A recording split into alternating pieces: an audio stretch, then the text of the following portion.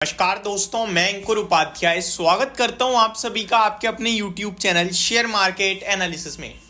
जिस खबर का सुबह से सबको इंतजार होगा वो खबर आ चुकी है, ब्रेकिंग न्यूज आ चुकी है और दो बड़ी खबरें एक साथ शेयर करने वाला हूं आप सभी के साथ। आज भारतीय बाजार का इन्फ्लेशन का डेटा आना था जो आ गया है। आज अमेरिका के बाजार का भी इन्फ्लेशन डाटा आना था वो भी आ चुका है।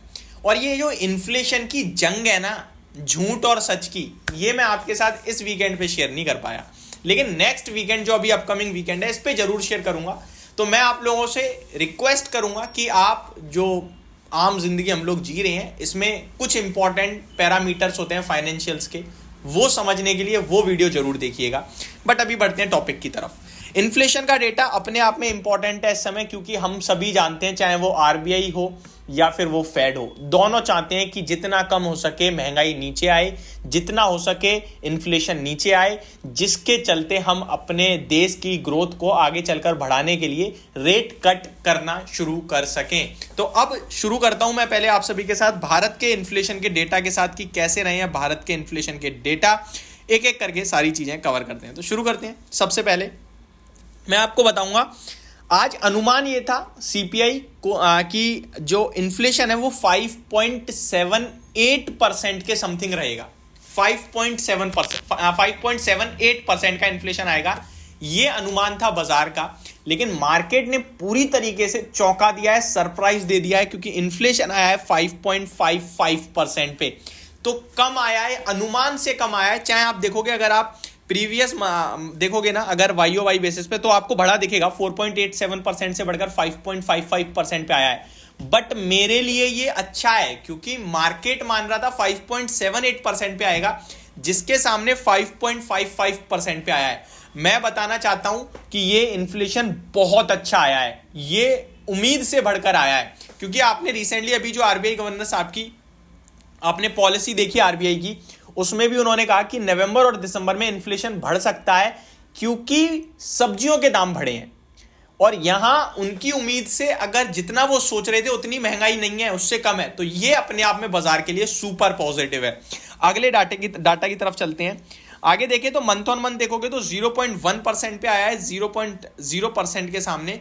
तो उम्मीद से हल्का 10 बेसिस पॉइंट ज्यादा आया और वही बढ़कर आया है, तो उतना ही है, इससे ज्यादा कुछ नहीं है। प्रोडक्शन डाटा की बात करी जाए, इंडस्ट्रियल प्रोडक्शन की, तो 10.5% का अनुमान था, लेकिन 11.7% पे आया, तो बहुत ही तगड़ा आया है। अगर बात की जाए मैन्युफैक्चरिंग आउटपुट की, तो ये भी काफी अच्छा आता हुआ दिखा है 10.4% पे। तो ओवरऑल डेटा मैं तो कहूंगा सुपर्ब आया है, बहुत ही शानदार आया है। भारत का इन्फ्लेशन डेटा को मैं पूरी तरीके से थम्स अप देने वाला हूं। कल इसके चलते क्या बाजार में तेजी आ सकती है? डेफिनेटली आ सकती है, बट मार्केट अभी इन खबरों से ज्यादा ना अपने आप में कंफ्यूज्ड है कि इस भाव पे लेना है या नहीं लेना है।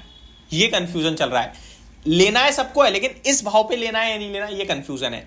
और इस बीच में 21,000 की कॉल पे दबा के राइटिंग होने लगी है। हालांकि पुट पे भी हो रही है, बट जितने पुट राइटर्स हैं वो सब ट्रैप हो रखे हैं।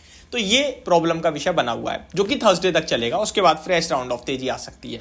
आगे बढ़ते हैं। ग्लोबल में आऊं, अगर मैं यूएस का भी इन्फ्लेशन डेटा आ चुका है, जैसा कि मैंने शेयर किया, तो कैसा आया? यूएस सीपीआई इन्फ्लेशन अनुमान के मुताबिक एग्जैक्टली आता हुआ दिखा है, यानी कि जो हमने सोचा था वही हुआ है। अनुमान था 3.1% पे इन्फ्लेशन आएगा, एग्जैक्टली 3.1% पे आया, 3.2% से घटकर। तो जो अनुमान था, जो एस्टिमेट था, उतना ही आया। और इन्फ्लेशन यार 3.1% पे आ गया उनका। 2% के टारगेट है, ऑलमोस्ट टारगेट मीट करते हुए दिख रहे हैं, तो बहुत अच्छा कर रहा है अमेरिका भी। मंथ ऑन मंथ 0.3% का अनुमान था, 0.3% पे ही आया है, तो अच्छी बात है। अगर बात करी जाए यूएस कोर सीपीआई की, तो 4% पे आया है, 4% का ही अनुमान था। Future contract tied to Fed policy price in March start to Fed rate cut. ये बहुत अच्छी बात आती हुई दिख रही है कि फेड रेट कट शुरू कर सकता है आपके लिए। और ये उम्मीद सबको भी है कि मई में ही शायद शुरू हो जाए। पहले जो सितंबर का अनुमान था वो मई में आने गया है। लेट्स सी क्या होता है क्या नहीं होता। बट इस बीच में मैं आपके साथ शेयर करना चाहूंगा कि ग्लोबल मार्केट्स कैसा ट्रेड कर रहे हैं और डाउ फ्यूचर्स कैसा ट्रेड कर रहे हैं। मोस्ट इंपॉर्टेंट चीज तो ये है, अब क्योंकि अमेरिका का डेटा आ चुका है तो उस पर रिएक्शन जरूर आ रहा होगा डाउ फ्यूचर्स में। तो एक बार डाउ फ्यूचर्स चेक कर लेते हैं।